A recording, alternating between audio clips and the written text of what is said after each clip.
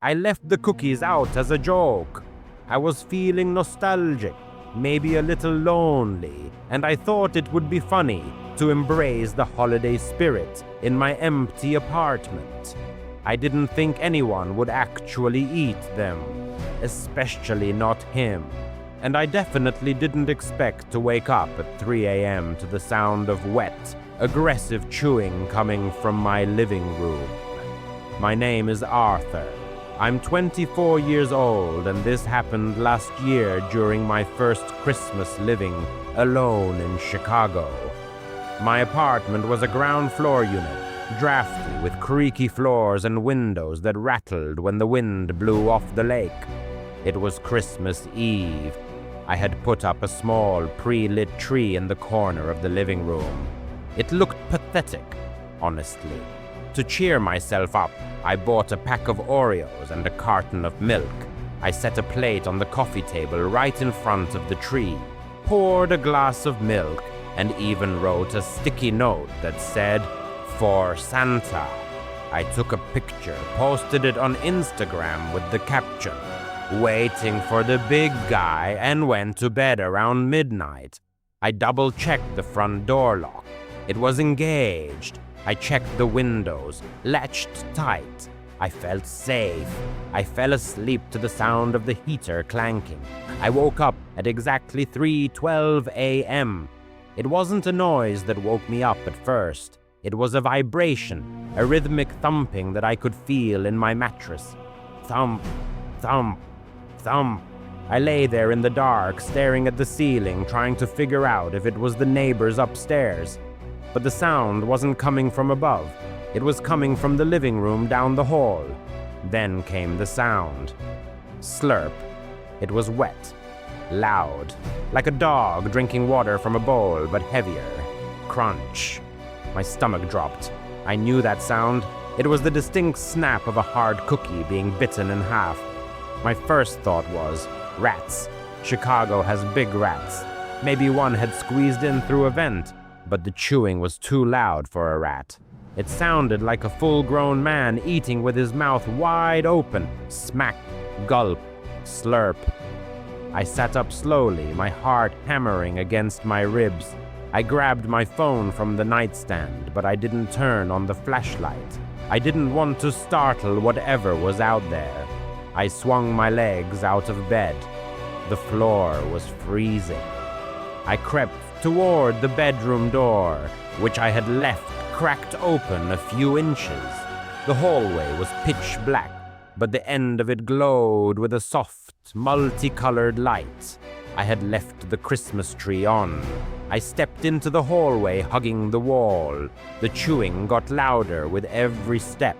It was aggressive, frantic eating, like an animal that hadn't eaten in weeks. Munch, munch, munch. Gulp. I held my breath. I reached the end of the hallway where it opened up into the living room.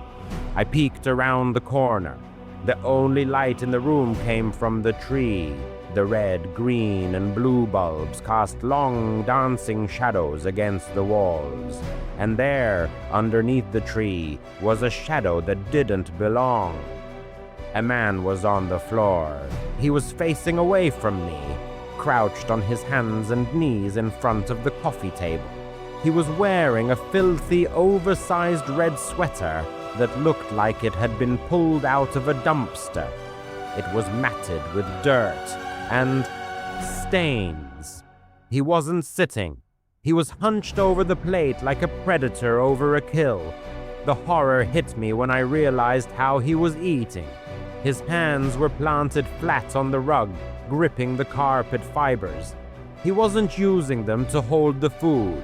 He had his face buried directly in the plate. He was gnashing at the Oreos, snapping them up with his teeth, shaking his head slightly to get them down. Crumbs were flying everywhere. He dipped his face into the glass of milk, slurping loudly, spilling white liquid all over his dirty beard and the rug. Slurp, crunch. He looked wrong. His spine curved upward in a sharp, unnatural arch. His limbs looked too long for his body, thin and wiry. I was paralyzed. My brain couldn't process it. An intruder was in my house, eating my joke cookies like a feral dog. I took a step back, intending to retreat to the bedroom and lock the door. Creak! The floorboard under my heel groaned. It wasn't loud, but in the quiet apartment it sounded like a gunshot. The eating stopped instantly. The room went dead silent. The only sound was the hum of the refrigerator. The man didn't stand up. He didn't spin around. He went completely rigid, his face still hovering inches above the plate. "Hey," I whispered. My voice cracked. "Get out." Slowly, agonizingly slowly, the man began to move. He didn't turn. He began to move backward. He kept his hands and knees on the floor, but he started to crab walk in reverse. He scuttled backward, away from the tree, moving toward the hallway where I stood. But he kept his head down. I couldn't see his face, just the top of his greasy, balding head. Shuffle, shuffle, shuffle. He was fast, unnaturally fast. Panic exploded in my chest. I scrambled backward, tripping over my own feet. I turned and sprinted for the bedroom. Behind me, the shuffling sound changed. Thump, thump, thump. He was galloping on all fours now. The sound of wet palms slapping the hard wood floor closed in on me. I threw myself into the bedroom and slammed the door. I twisted the lock just as a heavy weight slammed into the wood. Thud! It hit low. He hadn't stood up. He had thrown his body against the bottom of the door. I backed away, grabbing a heavy brass lamp from my desk. "I'm calling the police! I have a gun!" I screamed, lying through my teeth. Silence. I watched the door handle. It didn't turn. Then I saw the shadow under the door. He was lying on the floor in the hallway, pressing his face against the gap between the door and the carpet. I heard a deep inhale. Sniff. He was smelling me. Then came the voice. It was wet, thick with milk and crumbs, and sounded like gravel grinding in a blender. More. Just one word. Sniff. More. Then the scratching started. Not on the handle, but on the bottom of the door. Long, slow scratches. He was trying to dig underneath it. I didn't wait. I ran to the window. Thank God I was on the ground floor. I unlocked it, threw the sash up, and punched out the screen. I tumbled out into the snow in my boxers and t-shirt, shivering violently. I ran to the parking lot and banged on the window of a car that was idling. It was a neighbor returning from a late shift. He let me in and we called 911. The police arrived in under 4 minutes. They swept the apartment with guns drawn. I waited in the patrol car, wrapped in a blanket, watching the flashing lights reflect off the snow. After 20 minutes, an officer came out. He looked confused. "Mr. Vance," he said, "the apartment is clear. No one is inside." "He was there," I stammered. "He was eating the cookies." The officer nodded. "We found the mess in the living room. Plate licked clean, milk spilled everywhere. But here's the thing. There's no sign of forced entry. Front door was locked. Back door was locked. Windows were sealed until you broke yours." "He must have picked the lock," I said. "Maybe," the officer said, "but we found something else."